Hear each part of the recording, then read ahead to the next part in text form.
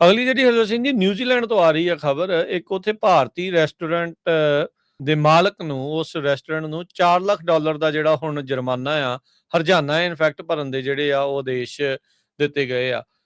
ਇਹਦੇ ਵਿੱਚ ਦੋਸ਼ ਸੀਗਾ ਵੀ ਇੰਡੀਅਨ ਟੇਸਟ ਕਰਕੇ ਇੱਕ ਉੱਥੇ ਰੈਸਟੋਰੈਂਟ ਆ, ਉਹਦਾ ਜਿਹੜਾ ਸਾਬਕਾ ਮਾਲਕ ਕ੍ਰਿਸ਼ਨਾ ਖੰਡੇਲਵਾਲ, ਉਹਨੇ ਕਹਿੰਦੇ ਵੀ ਜਿਹੜੇ ਪ੍ਰਵਾਸੀ ਜਿਹੜੇ ਕੰਮ ਕਰਨ ਆਉਂਦੇ ਆ, ਉਹਨਾਂ ਤੋਂ 90 ਘੰਟੇ ਜਿਹੜਾ ਉਹ ਕੰਮ ਕਰਵਾਇਆ ਤੇ ਤਨਖਾਹਾਂ ਨਹੀਂ ਜਿਹੜੀਆਂ ਉਹ ਦਿੱਤੀਆਂ। ਉੱਥੇ ਦੀ ਅਥਾਰਟੀ ਹੈਗੀ ਆ ਇੰਪਲੋਇਮੈਂਟ ਰੈਗੂਲੇਟਰੀ ਅਥਾਰਟੀ ERA ਕਰਕੇ, ਉਹਨਾਂ ਨੇ ਜਿਹੜਾ ਉਹ ਦੱਸਿਆ ਵੀ ਪ੍ਰਵਾਸੀ ਕਰਮਚਾਰੀਆਂ ਨੂੰ ਤਨਖਾਹ ਜਿਹੜੀ ਉਹ ਘੱਟ ਦਿੱਤੀ ਤੇ ਬੇਹੱਦ ਲੰਮੇ ਘੰਟੇ ਜਿਹੜਾ ਉਹ ਕੰਮ ਜਿਹੜਾ ਉਹ ਕਰਵਾਇਆ ਤੇ ਰੁਜ਼ਗਾਰ ਦੇ ਕਾਨੂੰਨਾਂ ਦੀਆਂ ਇੰਪਲੋਇਮੈਂਟ ਲਾਜ਼ ਦੀ ਕਹਿੰਦੇ ਵੀ ਇਸ ਨੇ ਖੰਡੇਲਵਾਲ ਨੇ ਕਾਫੀ ਧੱਜੀਆਂ ਜਿਹੜੀਆਂ ਉਡਾਈਆਂ ਤੇ ਉਲੰਘਣਾ ਜਿਹੜੀ ਉਸ ਦੇ ਵਿੱਚ ਕੀਤੀ ਆ। ਸੋ ਉੱਥੇ ਜਿਹੜੇ ਇੰਸਪੈਕਟਰ ਆ, ਉਹਨਾਂ ਦੇ ਦੁਆਰਾ 9 ਮਹੀਨੇ ਜਿਹੜੀ ਇਸ ਦੀ ਜਾਂਚ ਹਰਜੋਤ ਸਿੰਘ ਜੀ ਕੀਤੀ ਗਈ ਆ।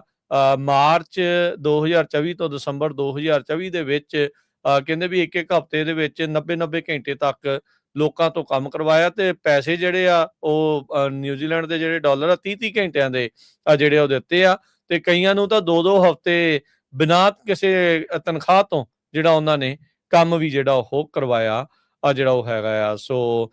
ਇਹ ਜਿਹੜੀ ਇਸ ਟਾਈਮ ਜਿਹੜਾ ਉਹ ਦੱਸਿਆ ਜਾ ਰਿਹਾ, ਅਥਾਰਟੀ ਨੇ ਜਿਹੜਾ ਉਹ ਦੱਸਿਆ ਵੀ ਜਿਹੜੇ 7 ਕਰਮਚਾਰੀ ਉੱਥੇ ਕੰਮ ਕਰਦੇ ਸੀਗੇ, $2 ਲੱਖ ਉਹਨਾਂ ਦਾ ਬਕਾਇਆ ਤਨਖਾਹ ਆ ਉਹ ਜਿਹੜੀ ਹੁਣ ਅਦਾ ਕਰੇ ਤੇ ਇਸ ਤੋਂ ਇਲਾਵਾ ਨਿੱਜੀ ਤੌਰ ਦੇ ਉੱਤੇ, ਪਰਸਨਲ ਤੌਰ ਦੇ ਉੱਤੇ $1,77,300 ਨਿਊਜ਼ੀਲੈਂਡ ਡਾਲਰ ਦਾ ਜਿਹੜਾ ਉਸ ਨੂੰ ਜੁਰਮਾਨਾ ਵੀ ਕੀਤਾ ਗਿਆ ਹੈਗਾ।